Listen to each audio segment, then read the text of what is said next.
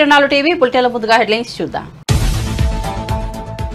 శంషాబాద్ విమానాశ్రయంలో చంద్రబాబుకు ఘన స్వాగతం. విశ్రాంతి కోసం ఈ నెల 19 విదేశాలకు వెళ్లిన టీడీపీ అధినేత విదేశీ పర్యటన ముగించుకుని బుధవారం ఉదయం స్వదేశానికి వచ్చిన చంద్రబాబు భార్య భువనేశ్వర్తో కలిసి శంషాబాద్ ఎయిర్పోర్ట్ కు చేరుకున్న బాబు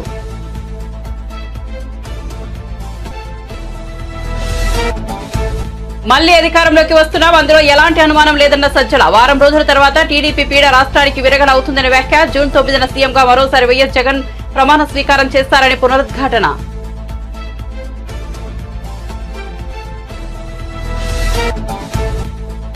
రాష్ట్ర చిహ్నం తుది రూపుపై సీఎం రేవంత్ రెడ్డి సమీక్ష. జూబ్లీహిల్స్ తోటి తన నివాసంలో సమీక్ష నిర్వహించిన ముఖ్యమంత్రి. సమీక్షలో పాల్గొన్న కళాకారుడు రుద్ర రాజేశం, మంత్రి జూపల్లి కోదండరాం. ప్రజల పోరాటం త్యాగాలు ప్రతిబింబించేలా రాష్ట్ర చిహ్నం.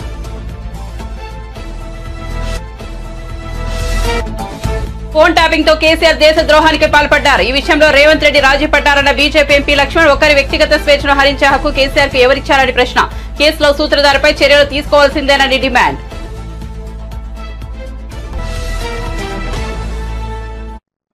ఇక వార్త వివరాల్లోకి వెళ్తే టీడీపీ అధినేత చంద్రబాబు నాయుడు విదేశీ పర్యటన ముగించుకుని బుధవారం ఉదయం శంషాబాద్ అంతర్జాతీయ విమానాశ్రయానికి చేరుకున్నారు. సార్వత్రిక ఎన్నికల పోలింగ్ అనంతరం అమెరికా వెళ్లిన చంద్రబాబు దాదాపు 10 రోజుల పాటు అక్కడే గడిపారు. చంద్రబాబు రాక నేపథ్యంలో పార్టీ నేతలు పెద్ద ఎత్తున శంషాబాద్ ఎయిర్పోర్ట్ కు చేరుకుని ఘనంగా స్వాగతం పలికారు. కాగా విశ్రాంతి కోసం ఈ నెల 19 చంద్రబాబు విదేశాలకు వెళ్లిన విషయం తెలిసిందే. ఇక కౌంటింగ్ సమయం దగ్గర పడుతుండటంతో విదేశీ పర్యటనలో ఉన్న నేతలు స్వదేశానికి పయనమయ్యారు. ఈ నేపథ్యంలోనే చంద్రబాబు ఆయన భార్య భువనేశ్వరి విదేశీ పర్యటన ముగించుకుని శంషాబాద్ విమానాశ్రయం చేరుకున్నారు.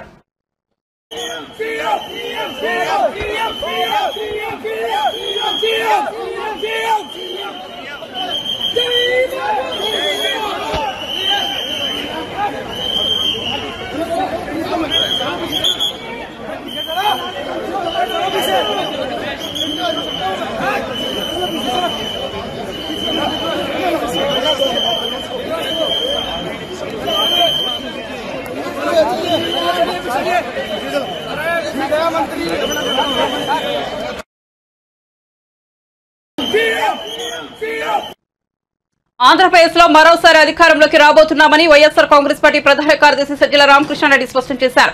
బుధవారం తాడేపల్లిలోని ఆ పార్టీ కేంద్ర కార్యాలయంలో పార్టీ కౌంటింగ్ ఏజెంట్ల వర్క్ షాప్ లో ఆయన మాట్లాడారు. పార్టీ అధికారంలోకి వచ్చే విషయంలో ఎలాంటి అనుమానం లేదన్నారు. జూన్ 9న సీఎంగా మళ్లీ వైఎస్ జగన్ ప్రమాణ స్వీకారం చేస్తారని పునరుద్ఘాటించారు. వారం రోజుల తర్వాత రాష్ట్రానికి టీడీపీ పీడ విరగడవుతుందని వ్యాఖ్యానించారు. పోస్టల్ బ్యాలెట్ల ఓట్లు తమకే పడ్డాయని టీడీపీ నేతలు ప్రచారం చేసుకుంటున్నా తాము మాత్రం ఫలితాల ముందు తాత్కాలిక ఆనందాల జోలికి వెళ్లడం లేదని చెప్పారు.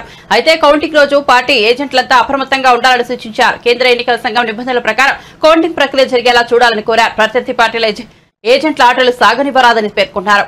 బాగుండేది ఇవి అనుకోకుండా ఇప్పుడు టైం ఉంది కాబట్టి ఈ 2 రోజుల్లో పర్ఫెక్ట్ గా వీలైనంత వరకు మన టీం నేను ఇంతకుముందు అన్నట్టు ఒక్కటంటే ఒక్క ఓటు కూడా మనకు రావాల్సిన ఓటు అన్యాయంగా రిజెక్షన్ గురి కాకూడదు. చల్లని ఓటు అక్రమంగా కానీ ఇంకో పద్ధతిలో కానీ దబాయించి అవతల తెచ్చి వ్యాలిడ్ ఓటుగా వేయనీయకూడదు. ఈ 2 టార్గెట్గా నిలబడాలా. మీరు యూఆర్ రిప్రజెంటింగ్ టోటల్ అక్కడ అభ్యర్థిని రిప్రజెంట్ చేస్తున్నారు. కౌంటింగ్ ఏజెంట్ నియామకంలో కూడా ఉంటుంది కాబట్టి మీరు కానీ ఇప్పుడు జూమ్ దీంట్లో పార్టిసిపేట్ చేసిన వాళ్ళు కానీ మీ అందరూ కూడా శ్రద్ధగా ఇప్పుడు ఆయన చెప్తున్నవి విని మీ డౌట్లు ఉంటే మీరు కూడా అడగండి. కానీ గోల్ ఎయిమ్ ప్రభాకర్ కూడా చెప్పాను, తను కూడా అదే దీంతో ఉన్నాడు. మన ఎయిమ్ అయితే ఒకటే, మనం సొల్యూషన్స్ చూస్తున్నాము, అవతలవాడి ఆటలు సాగనివ్వకుండా చూడడం ఎట్లనే చూస్తున్నాం. నాటు ఇవన్నీ బట్టి మనం పరీక్షలు రాయడానికి కాదు. అల్టిమేట్ ఇది వచ్చి మనం ఎంత గట్టిగా డిఫెండ్ చేసినాం, ఎంత గట్టిగా నిలబడినాం అనేది మెయిన్. అది అంటే ప్రతి రూల్కి ఒక ఇంటర్ప్రిటేషన్ ఉంటుంది, దానికి ఒక ఇది ఉంటుంది. దాంట్లో ఏ వైపు మనం నిలబడతామంటే మన అభ్యర్థి వైపు నిలబడతాం, ఫైట్ చేస్తాం, ఆర్గ్యుమెంట్ గట్టిగా పెడతాం. ఒకవేళ మన స్థాయికి సరిపోకుండా ఎదురుగా ఉండే సూపర్వైజరు వాళ్ళు కొంచెం హాస్టైల్గా ఉన్నారు, నెగిటివ్గా ఉన్నారు అనుకుంటే అవసరమైతే ప్రతి స్టెప్ దగ్గర అడ్డం పడతాం. పైన మనం ఇదిలో లేనప్పుడు జనరల్ ఏజెంట్కి కానీ అభ్యర్థికి కానీ చెప్తాం. రైటింగ్లో వాళ్ళు కంప్లైంట్ ఇస్తారు. ఆ ప్రాసెస్ కంప్లీట్ చేయడంలో కౌంటింగ్ ఏజెంట్ తన వంతు పాత్ర పూర్తి పోషించేట్టు మనం ఎట్లయితే ఇక్కడ డిస్కస్ చేసుకుంటామో మీరు కిందికి వెళ్ళి వాళ్ళు కూడా అది ఎక్కించాలి బాగా. ఒక పొరపాటున మనం ఒకటి ఆర్గ్యూ చేసినా పర్లా, కాదేమో రూల్ కాదేమో మనకెందుకని వెనక్కు తగ్గేవాడైతే వద్దు మనకు. అందులో ఎందుకంటున్నానంటే అవతల ధర్మయుద్ధం చేసేవాడు కాదు మన ప్రత్యర్థి. వాళ్ళకి తెలిసిన విద్య అడ్డంగా కొట్టడం, అది గమనిస్తూనే ఉన్నాం. అది ఈసీ కావచ్చు, ఇంకోటి కావచ్చు, వాళ్ళు ఒకసారి అనుకుంటే ఎట్లా కొడుతూ పోతుంటారు అనేది వాళ్ళ మనం కంటిన్యూస్ ఫేస్ చేస్తున్నాం. మాకంటే ఫీల్డ్లో మీరు ఎక్కువ ఫేస్ చేస్తుంటారు కాబట్టి దయచేసి ప్రతిదీ ఆ టార్గెట్ మనది ఇది అనే దృష్టిలో పెట్టుకొని దానికి తగినట్టు తెలుసుకోండి. అవతల వాడు ఏదన్నా తను అనుకున్నట్టు అడ్డంగా చేయకుండా అడ్డం కొట్టడం నాకు కావాలి, ఏమేమి ఉన్నాయో రూల్ పొజిషన్ దాన్ని చూసుకోవడం. మనది ఒకటి వాడు చల్లనోటుగా ఇది చేసే పరిస్థితి రాకుండా అడ్డం పడాలి. ఏమేమి చేయొచ్చో దానికి మనకు కావాలి. ఇదే మనకు అంతే తప్ప రూల్ అట్లుంది కాబట్టి దాని ప్రకారం మనం పోదాం అనడానికి మనం కూర్చోాలా. సో కన్వీనియంట్ మనకు అనుకూలంగా అవతలవాడు ఆటలు సాకుండా చేసేట్టు ఆ రూల్ని ఎట్లా ఇది చేసుకోవాలి, అవసరమైతే దాని వరకు ఎంతవరకు ఫైట్ చేయాలి అనేది మనం నేర్చుకుందాం. ఇప్పుడు డిస్కషన్లో నేను ఎక్కువ దీని మీద పోను. మేము కూడా ఈ మధ్యనే మనం దాన్ని చూస్తున్నాం. ఇంకా తెలియని విలువ చాలా ఉన్నాయి తెలుసుకోవాల్సినవి. మాకంటే కూడా మీకే ఎక్కువ తెలుసు కాబట్టి మీ సలహాలు ఇవ్వండి. ఈయన అనుభవజ్ఞుడైన రిటైర్డ్ అధికారి, ఆయన కూడా చెప్తాడు. తర్వాత కూడా మిగిలిన అందరూ కూడా ఇప్పుడు కాదు రేపు ఎల్లుండి కూడా ఇక్కడే ఉంటారు ఆయన. ఐ థింక్ అప్డేట్ టైమింగ్ ఏమైనా పెడతారేమో, ఒక టైం పెట్టి చూస్తారా. తెలంగాణ రాష్ట్ర చిహ్నం తుదిరూపుపై జూబ్లీహిల్స్ లోని తన నివాసంలో ముఖ్యమంత్రి రేవంత్ రెడ్డి సమీక్ష నిర్వహించారు. ఈ సందర్భంగా చిహ్నం తుదిరూపుపై కళాకారుడు రుద్ర రాజేశంతో చర్చించారు. ప్రజల పోరాటం త్యాగాలు ప్రతిబింబించేలా రాష్ట్ర చిహ్నం రూపుదిద్దుకోనున్నట్టు తెలుస్తోంది. జూన్ 2వ తేదీన అధికారిక చిహ్నంను రేవంత్ విడుదల చేయనున్నట్టు సమాచారం. ఈ సమీక్ష సమావేశంలో మంత్రి జూపల్లి కృష్ణారావు, ప్రొఫెసర్ కోదండరాం, అద్దంకి దయాకర్, జేఏసీ నేత రఘు, సీఎం సలహాదారు వేం నరేందర్ రెడ్డితో పాటు పలువురు ఎమ్మెల్యేలు, నేతలు పాల్గొన్నారు. ఫోన్ ట్యాపింగ్ విషయంలో గత కేసీఆర్ ప్రభుత్వం దేశద్రోహానికి పాల్పడిందని బీజేపీ రాజ్యసభ సభ్యుడు డాక్టర్ కె లక్ష్మణ్ ఆరోపించారు. ఒకరి వ్యక్తిగత స్వేచ్ఛను హరించే హక్కు కేసీఆర్ కు ఎవరిచ్చారని ప్రశ్నించారు. ఇది సామాన్య నేరం కాదని, దేశద్రోహం వంటిదే అన్నారు. ఈ కేసులో సూత్రధారిపై చర్యలు తీసుకోవాల్సిందేనని డిమాండ్ చేశారు.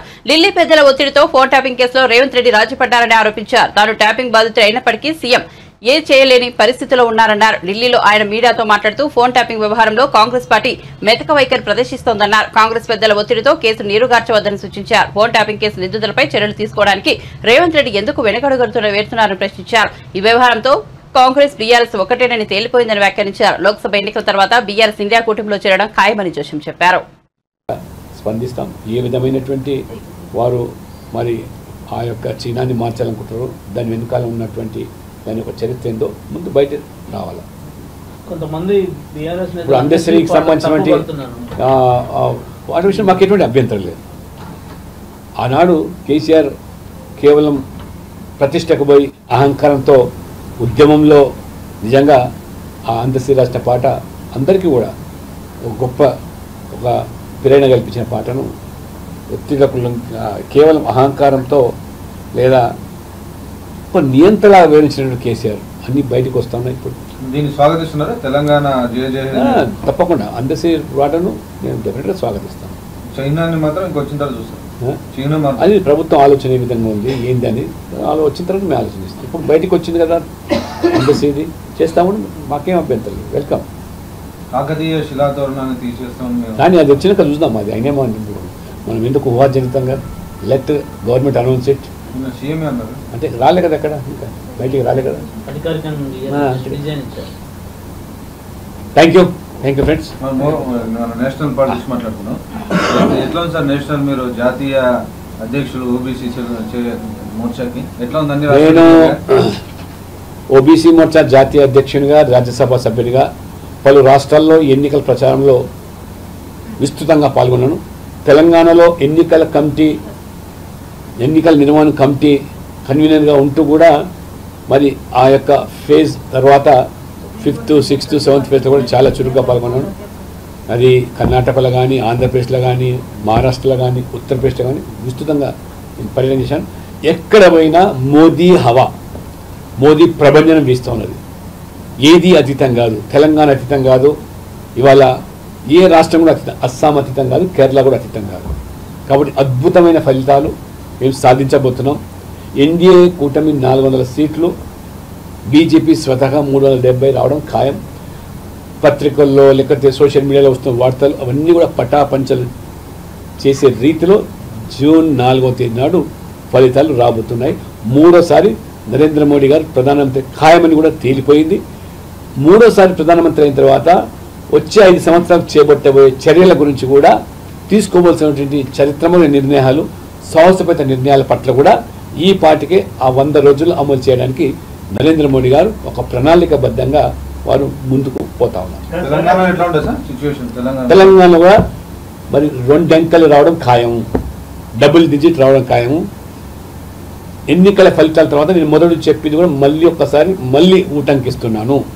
తెలంగాణలో కూడా మరి ఎన్నికల ఫలితాల తర్వాత అనేకమైన రాజకీయ మార్పులు సంభవించే అవకాశం ఉన్నాయి. ఎప్పుడు తెలంగాణ ఎన్నికలు జరిగినా డబుల్ ఇంజన్ సర్కార్ అక్కడ ఏర్పడడం కూడా ఖాయమని చెప్పి కూడా నేను ఘంటాపదంగా చెప్తాను.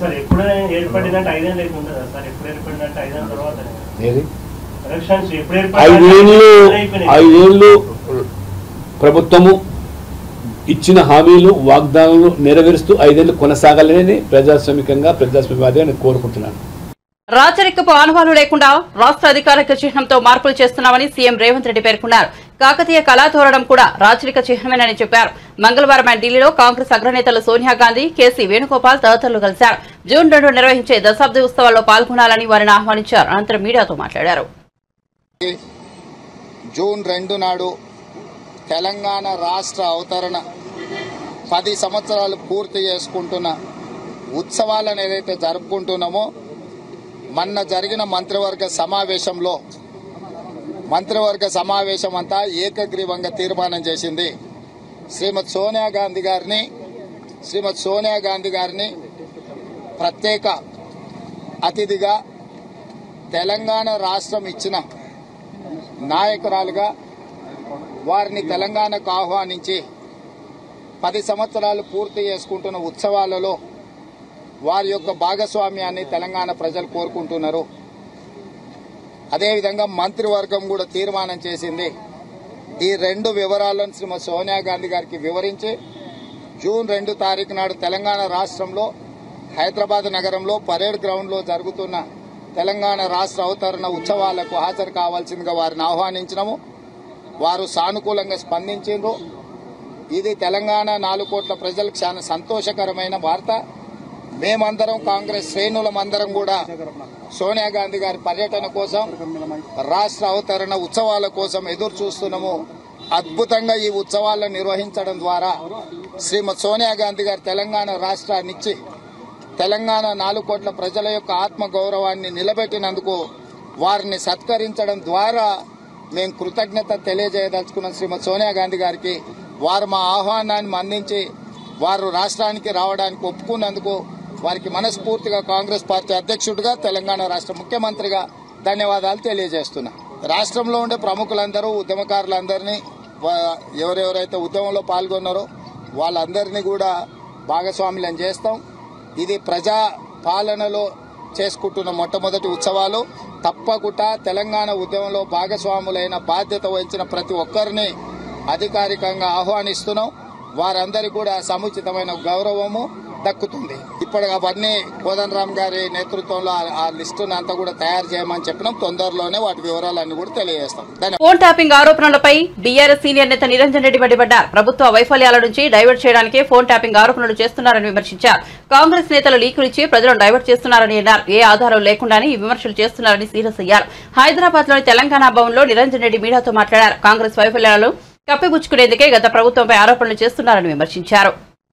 కాలంలో రాష్ట్ర ప్రజానీకానికి స్పష్టంగా అర్థమైపోయింది. రేవంత్ రెడ్డి సర్కార్కు ఆ పార్టీ అధికారంలోకి వచ్చే కంటే ముందు ఇచ్చినటువంటి హామీలను నెరవేర్చే దాని మీద శ్రద్ధ లేదు. ఎంతసేపు ఆత్మస్తుతి, పరనింద అనేటువంటి ఒక ఏకైక అజెండాను మాత్రమే ముందు పెట్టుకొని సాగుతున్నట్లుగా స్పష్టంగా కనిపిస్తూ ఉన్నది. డైరెక్షన్ లెస్ ఉంది ప్రభుత్వం. ఓ దారితెన్ను లేకుండా ఉన్నది. ఒక నిర్మాణాత్మకమైనటువంటి పద్ధతిలో తామిచ్చినటువంటి హామీల మీద ముందు దృష్టి పెట్టి ప్రజాపాలనను కొనసాగిస్తూ మునుపటి ప్రభుత్వం కంటే మెరుగైనటువంటి రీతిలో మా ప్రభుత్వ చర్యలు ఉన్నాయి, మా ప్రభుత్వ విధానాలు ఉన్నాయి, మా ప్రభుత్వం యొక్క పనులు ఉన్నాయి, వీటి ఫలితం ప్రజలకు ఇట్లా అందుతుంది అని చెప్పి ఒక ఆత్మవిశ్వాసంతో చెప్పగలిగేటువంటి పరిస్థితి ఇలా ముఖ్యమంత్రి కానీ మంత్రిమండలి కానీ కనిపిస్తలేదు. నోరు తెరిస్తే ఈ 6 మాసాల కాలంలో మనం చూసిందంతా కూడా గత ప్రభుత్వం మీద, గత ప్రభుత్వ అధినేతల మీద, గత ప్రభుత్వ కాలంలో సుమారు 9.5 ఏళ్ల కాలంలో ఈ రాష్ట్రంలో అమలైనటువంటి సంక్షేమం, అభివృద్ధికి సంబంధించిన అనేకమైన అంశాలు ఏ ఒక్కటి కూడా అది ప్రజలకు ఏది లాభం చేయనట్లు, సాంత్వన కూర్చనట్లు, మేలు ఒనగూరనట్లు, అన్నింటికన్నీ వైఫల్యమైనటువంటి విధంగానే వాటి మీదనే మాట్లాడుతూ వచ్చినారు. మిషన్ కాకతీయ అంటే ఫెయిల్ అన్నారు, మిషన్ భగీరథ ఫెయిల్ అన్నారు, కాళేశ్వరం ఫెయిల్ అన్నారు, డబుల్ బెడ్రూమ్ ఇల్లు కట్టనే లేదన్నారు. ఇక ఒకటి కాదు రెండు కాదు, గొర్రెలది ఫెయిల్ స్కీమ్ అన్నారు, అసలు ఇయ్యనే లేదన్నారు. ఏది తీసుకుంటే అది గత ప్రభుత్వ హయాంలో జరిగినటువంటి పనిని ఒక్కదాన్ని కూడా అవును ఈ ప్రభుత్వ హయాంలో ఇది జరిగింది, ఇది జరగలేదు, లేదా ఇది కొనదాకా జరగలేదు, లేదా ఇందులో పొరపాటు జరిగింది, ఈ రకమైన చర్చ ఎక్కడ లేదు. మొత్తానికి మొత్తమే ఏం జరగలేదని చెప్పి హోల్సేల్గా ఎగ్గొట్టేటువంటి మాటలు మాట్లాడడం, ఆ పథకాలకు కానీ ఆ ప్రయోజనాలకు కానీ దురుద్దేశాలను అంటగట్టడం. పోనీ అవి చేస్తూ మీరు చెప్పిందన్నా ఏదైనా మొదలుపెట్టి చేస్తున్నా అంటే ఇచ్చిన ఒక మాట మీద లేదు. ఉచిత బస్సు అనేటువంటి తప్ప, మహిళలకు ఉచిత బస్సు తప్ప ఒక్కటంటే ఒక్కటి కూడా మాట మీద నిలబడలేదు. ఎప్పుడు మాట్లాడినా చాలా ఎదుటోళ్ళు అడిగేటువంటి వాళ్ళు ఏం తెలియక అమాయకులు అడుగుతుండేమో, వీళ్ళకే విజ్ఞానం లేదేమో అనుకునేటట్లు ఎదురుదాడి చేసి మాట్లాడతాడు ముఖ్యమంత్రి కానీ మంత్రులు కానీ. ఇవన్నీ అమలు చేసినాం కదా ఇంకేడున్నాయన్నట్టు మాట్లాడతారు. చివరికి ఎన్నికల సందర్భంగా రాహుల్ గాంధీ వస్తే ఆయనతో కూడా చెప్పించినారు మహాలక్ష్మి పథకం కింద 2500 పుడుతున్నాయని. అంటే ఇంత బ్లఫ్ చేయడం, చేయని దాన్ని, అమలు చేయని దాన్ని, ప్రారంభించిన దాన్ని కూడా ప్రారంభం అయిపోయినాయి, అమల్లో ఉన్నాయి, అన్నీ నెరవేర్చినాం, ఏదో ఒకటో రెండో మిగిలిన అన్నీ అయిపోయినాయి అన్నట్లుగా టేక్ ఇట్ ఫర్ గ్రాంటెడ్గా తీసుకొని మాట్లాడడం అనేది అలవాటు అయిపోయింది.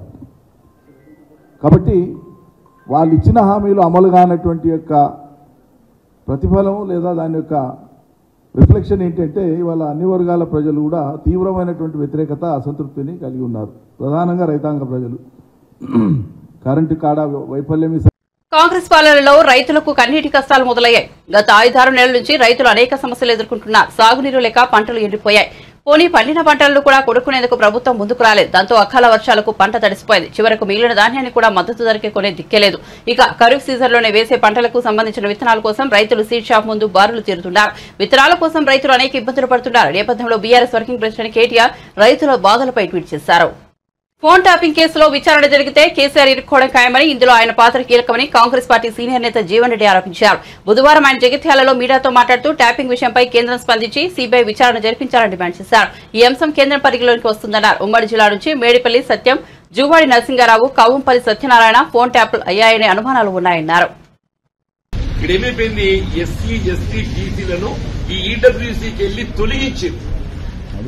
దాంతో ఎస్సీ టీసీలు ఇలా వాళ్ళ లోపల ఆర్థిక వెనుకబడతనం ఉన్నప్పటికీ కూడా వాళ్ళు అందులో హక్కు పొందలేకపోతున్నారు. ఆ 10% రిజర్వేషన్ ఏదైతున్నదో డిప్రైవ్ అవుతున్నా, ఆ 10% డిప్రైవ్ అవుతున్నా. డిప్రైవ్ అయ్యే వాళ్ళు 75% ఆఫ్ ది సొసైటీ ఉన్నారు.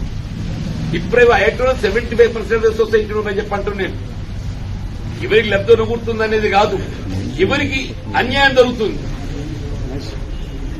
ఎవరికి లబ్ధి అనుకుంటుందనే దానికంటే ఎవరికి అన్యాయం జరుగుతుంది గమనించండి నేను చెప్పంటున్నాను. అన్యాయం జరిగే వాళ్ళు ఎవరు? సామాజిక వెనుకబాటుతానికి గురవుతున్నటువంటి యొక్క దళితులు, schedule caste, schedule tribe and backward classes కు అన్యాయం జరుగుతుందని చెప్పండి. దయచేసి ఏదైతుందో they shall be also given opportunity to compete in EWS. ఆ విధంగా దాన్ని మార్పు చేయాలి. ఈ 103వ రాజ్యాంగ సవరణ ఏదైతున్నదో ఇట్ కెన్ బి గివెన్. సమస్య కాదు ఇది. రేపు ఇండియా కూటమి అధికారానికి వస్తే మా కాంగ్రెస్ పార్టీ ఎన్నికల ప్రణాళికలోనే ఉన్నది. EW reservation will keep it open for all sections of society అనేది ఏదైతే ఉందో మా రాయ్పూర్ డిక్లరేషన్ ఉన్నది.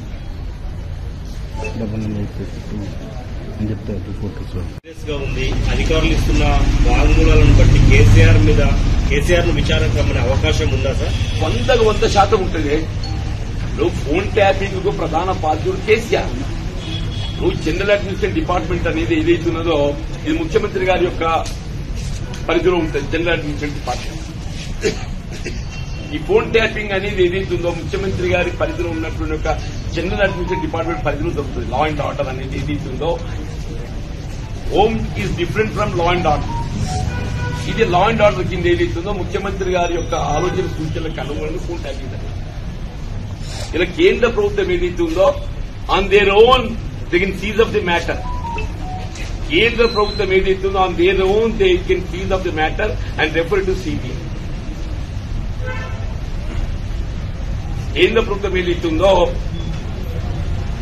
ఇది సైబర్ క్రైమ్ కింద భావించి టెలిఫోన్ ట్యాపింగ్ అనేది ఏదైతుందో ఇది కేంద్ర ప్రభుత్వ పరిధిలోకి వచ్చే అవసరం ఉంటుంది. Phone tap state level they can seize of the matter and they can take up the investigation through CBI. KCR 100% ఇందులో ఇరకపోతుంది. 100% ఇరకపోతుంది. నీకు నేను గుర్తు చేస్తాను. నువ్వు ఇప్పుడు రేవంత్ రెడ్డి గారి మీద ఓటుకు నోటు అనేది ఒక ఆరోపణ వచ్చింది కదా. అప్పుడు ఇమీడియట్ గా చంద్రబాబు నాయుడు గారి మీద టెలిఫోన్ ట్యాపింగ్ ఆరోపణ వచ్చింది, గుర్తుంటుంది చంద్రబాబు నాయుడు గారు. దానికి దీనికి ఏదైతుందో కౌంటర్ చేసి రెండింటిని తత్వమనుకుంటే పెట్టండి. టెలిఫోన్ ట్యాపింగ్ అనేది ఏదైతుందో కేంద్ర ప్రభుత్వ పరిధిలో తప్పకుండా. తెలంగాణ ఉద్యమ సమయంలో జరిగిన కవాతు గుర్తుకొచ్చేలా ర్యాలీ జరుపుతామని బీఆర్ఎస్ నేత కర్నె ప్రభాకర్ అన్నారు. రాష్ట్ర ఆవిర్భావ వేడుకల సందర్భంగా ర్యాలీ జూన్ 1వ తేదీన సాయంత్రం 6 గంటలకు హైదరాబాద్ పబ్లిక్ గార్డెన్ నుండి ప్రారంభమై తెలంగాణ అమరవీరుల స్తూపం గన్పారం వద్దకు చేరుకుంటుందని పేర్కొన్నారు. 10 సంవత్సరాలు పూర్తి చేసుకుంటున్నటువంటి సందర్భంలో తెలంగాణ రాష్ట్రం దశాబ్ది ముగింపు ఉత్సవాలు బీఆర్ఎస్ పార్టీ ఆధ్వర్యంలో 1వ తేదీ నాడు ప్రారంభమవుతా ఉన్నాయి. 1వ తేదీ నాడు సాయంకాలం 6 గంటలకి హైదరాబాద్లోని పబ్లిక్ గార్డెన్లో ర్యాలీ ప్రారంభమవుతుంది. 6:30కు తెలంగాణ అమరవీరుల స్తూపమైనటువంటి గన్ పార్క్ వద్దకు చేరుకొని అక్కడ మా పార్టీ అధ్యక్షులు కేసీఆర్ గారు అమరులకు నివాళులర్పించి అక్కడి నుండి ర్యాలీ తెలంగాణ అమరుల చిహ్నమైనటువంటి సెక్రటేరియట్ ముందు ఉన్నటువంటి తెలంగాణ అమరుల జ్ఞాపకార్థం నిర్మించబడ్డటువంటి అమరవీరుల స్తూపం వరకు చేరుకుంటుంది. ఆ ర్యాలీ ఒక అద్భుతమైనటువంటి ఉద్యమ సందర్భంగా ఏ విధంగానైతే కవాతు నిర్వహించినామో అదేవిధంగా దశాబ్ది ముగింపు ఉత్సవ సందర్భంగా అదే స్థాయిలో కవాతు నిర్వహించడం జరుగుతుంది. దాదాపు 1000 మంది కళాకారుల చేత అనేక మంది ఉద్యమ సందర్భంగా తెలంగాణ ఉద్యమంలో భాగస్వామ్యమైనటువంటి అడ్వకేట్లు కావచ్చు, డాక్టర్లు కావచ్చు, అనేక మంది రిటైర్డ్ ఉద్యోగులు కావచ్చు, ఉద్యమ సందర్భంగా పనిచేసినటువంటి ఉద్యోగులు కావచ్చు, మహిళా శక్తి కావచ్చు, విద్యార్థులు కావచ్చు, ఈ విధంగా సబ్బండ వర్ణాలు ఆ రోజు ఉద్యమంలో పాల్గొన్నటువంటి అన్ని వర్గాలకు సంబంధించిన వాళ్ళు దాదాపు 10,000 మందితో ఆ కవాతు నిర్వహించడం జరుగుతుంది. ముఖ్యంగా అమరులకు నివాళులు అర్పించడమే ముఖ్యమైనటువంటి ఘట్టంగా ఆ కవాతు ప్రారంభమై చివరికి అమరవీరుల జ్ఞాపక చిహ్నమైనటువంటి సెక్రటేరియట్ ముందున్నటువంటి అక్కడికి చేరుకొని 8 గంటలకు ముగింపు జరుగుతుంది. మరుసటి రోజు మరి ప్రొద్దున్నే తెలంగాణ భవన్లో 2వ తేదీ నాడు 9 గంటలకు జాతీయ జెండా ఆవిష్కరణ, దాంతోపాటు మా పార్టీ బీఆర్ఎస్ పార్టీ జెండా ఆవిష్కరణ కూడా, జెండాను ఎగిరేయడం కూడా జరుగుతుంది. జాతీయ జెండాను ఎగిరేయడం, పార్టీ జెండాను ఎగిరడం కూడా జరుగుతుంది. దానికి కొనసాగింపుగా బీఆర్ఎస్ పార్టీ అధ్యక్షులు కేసీఆర్ గారు 11 గంటలకు తెలంగాణలోని అన్ని జిల్లాల నుంచి వచ్చినటువంటి మా పార్టీ నాయకుల చేత ఉద్యమ సందర్భంగా జరిగినటువంటి అనేక ఘట్టాలు, దాంతోపాటు 10 సంవత్సరాలు జరిగినటువంటి అభివృద్ధి విషయంలో కూడా ఒక సభ నిర్వహించడం జరుగుతుంది. దానికి కొనసాగింపుగా దాంట్లో భాగంగానే ఫోన్ ట్యాపింగ్ కేసుతో కేసీఆర్ ఫ్యామిలీ బాగోతాలు ఒక్కొక్కటి బయటకు వస్తున్నాయని మహబూబ్ నగర్ ఎమ్మెల్యే ఎన్ఎం శ్రీనివాసరెడ్డి అన్నారు. ప్రభాకర్ రావును ఇండియాకి తీసుకొచ్చి విచారిస్తే మరిన్ని అవినీతి అక్రమాలు వెలుగులోకి వస్తాయని తెలిపారు. కానీ ప్రభాకర్ రావును ఇండియాకు రానివ్వకుండా బీఆర్ఎస్ నేతలు అడ్డుకుంటున్నారని ఆరోపించారు. సొంత పార్టీ ఎమ్మెల్యేల ఫోన్లనే కేసీఆర్ ట్యాపింగ్ చేయించారని అన్నారు. మంగళవారం గాంధీభవన్లో ఎన్ఎం మీడియాతో మాట్లాడారు. మాజీ ఎమ్మెల్యేలు మాజీ మంత్రులపైన ఫోన్ ట్యాపింగ్ చేసి రాజకీయంగా అదేవిధంగా వ్యక్తిగతంగా అనేక రకాలైనటువంటి ఇబ్బందులు పెట్టినటువంటి ఘనత గత ముఖ్యమంత్రి పెద్దలు కేసీఆర్ గారికి దక్కింది. మరి మీరందరికీ తెలిసిన విషయమే. ప్రభాకర్ రావు గారు, రాధాకిషన్ రావు గారు, ప్రణీత్ రావు గారు, చాలా మంది దీంట్లో పోలీసు డిపార్ట్మెంట్ కు సంబంధించినటువంటి పెద్దలందరూ కూడా సిట్ స్పెషల్ ఇన్వెస్టిగేషన్ బ్యూరో ఈ సిట్ లో ఉన్నటువంటి వాళ్ళందరూ కూడా ఇల్లీగల్ గా ఈ ఫోన్ ట్యాపింగ్ ను చేసి అందరిని ఇబ్బందులు పెట్టారు. దాంట్లో నేను ఒక బాధితున్నే. నేను వారు ఫోన్ ట్యాపింగ్ చేసినప్పుడు ఎక్స్ఎమ్మెల్యేను, జిల్లా అధ్యక్షుడిని, రేవంత్ రెడ్డి గారికి అత్యంత సన్నిహితంగా ఉన్నటువంటి వ్యక్తిని. మరి నా ఫోన్ కూడా ట్యాపింగ్ చేయడం జరిగింది. దీనికి ప్రధానమైనటువంటి కారకులు ఎవరంటే ఇప్పుడు ఎక్స్ఎమ్మెల్యే, అప్పటి ఎమ్మెల్యే గువ్వల బాలరాజు గారు. నేను మొన్న మాట్లాడేటప్పుడు కూడా చెప్పాను, ఈ ఫోన్ ట్యాపింగ్ అనేది మరి ప్రణీత్ రావు గారు ఇచ్చినటువంటి వాంగ్మూలంలో వారి స్టేట్మెంట్లోనే నా పేరుంది. నాతో పాటుగా కొంతమంది మాజీ ఎమ్మెల్యేలు చాలా మంది పేర్లున్నాయి. అంటే ఇది అత్యంత దుర్మార్గమైనటువంటి చర్య. ఇది జనరల్గా ఫోన్ ట్యాపింగ్ అనేది యాంటీ సోషల్ ఎలిమెంట్స్ కు వాడేటువంటి ప్రక్రియ. ఇది ఈ బార్డర్ టెర్రరిజానికి సంబంధించో, లేకపోతే నక్సలిజానికి సంబంధించో, లేకపోతే పెద్ద డెకాయిటీకి సంబంధించో ఇటువంటి వాళ్లకు ఫోన్ ట్యాపింగ్ చేసి వాళ్ళు ఏం మాట్లాడుకుంటా ఉన్నారు, వాళ్ళ లొకేషన్ ఏమిటి తెలుసుకునేటువంటి ప్రక్రియను యాంటీ సోషల్ ఎలిమెంట్స్ కు వాడే ప్రక్రియను సోషల్ ఎలిమెంట్ కు వాడారు. ఇది ఈ రాజ్యాంగంలో ఈ ఫండమెంటల్ రైట్. ఏ వ్యక్తికి కానీ తనకున్న హక్కులను కాలరాసేటువంటి హక్కు ఎవరికి లేదు. మరి మునుపెన్నడు లేని విధంగా ప్రపంచంలోనే ఎవరు చేయని విధంగా ఒక వ్యవస్థను స్థాపించి దీనికి కావాల్సినటువంటి ఎక్విప్మెంట్స్ తీసుకొచ్చి అన్ని రకాలుగా దీన్ని. బులెటిన్ ముగించే ముందు హెడ్లైన్స్ మరోసారి చూద్దాం.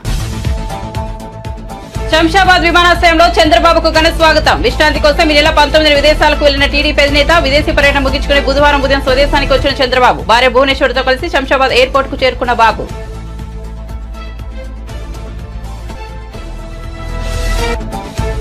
మళ్లీ అధికారంలోకి వస్తున్నాం, అందులో ఎలాంటి అనుమానం లేదన్న సజ్జల. వారం రోజుల తర్వాత టీడీపీ పీడ రాష్ట్రానికి విరగనవుతుందనే వ్యాఖ్య. జూన్ 9న సీఎంగా మరోసారి వైఎస్ జగన్ ప్రమాణ స్వీకారం చేస్తారని పునరుద్ఘాటన.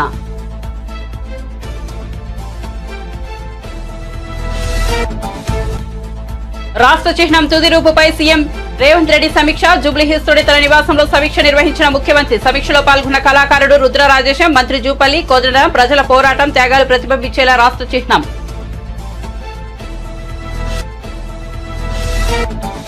ఫోన్ ట్యాపింగ్ తో కేసీఆర్ దేశ ద్రోహానికి పాల్పడ్డారు. ఈ విషయంలో రేవంత్ రెడ్డి రాజీ పడ్డారన్న బీజేపీ ఎంపీ లక్ష్మణ్. ఒకరి వ్యక్తిగత స్వేచ్ఛను హరించే హక్కు కేసీఆర్ కు ఎవరిచ్చారని ప్రశ్న. కేసులో సూత్రధారపై చర్యలు తీసుకోవాల్సిందేనని డిమాండ్.